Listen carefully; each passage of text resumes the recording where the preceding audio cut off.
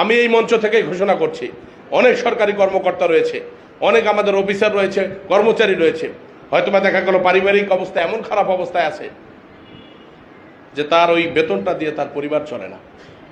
আমি ঘোষণা করে দিয়ে গেলাম এমপি হিসেবে, আমি যতদিন জীবিত আছি নিভৃতে আমাকে জানান, চুপ করে জানান, আমি প্রকাশ্যে বলছি না যে স্যার আমার এই সমস্যা হয়েছে, আমার জনগণের কাছ থেকে পয়সা নেওয়ার দরকার নেই, আমি শিবলি সাদিক আপনার সংসার চালানোর জন্য যা ব্যবস্থা করার করে। একটা ইউটিউবে একটা দেখেছিলাম, একটা ট্রাফিক পুলিশ ঈদের আগে একটা জামা কিনবে তার পরিবারের। এই জামা কিনতে গিয়ে কিন্তু সে ওই ঢাকা কি বলে ওইটা আমাদের বঙ্গবাজারের ওখান থেকে একটা কাপড় কিনে নিয়েছে ছোট্ট একটা মেয়ের জন্য।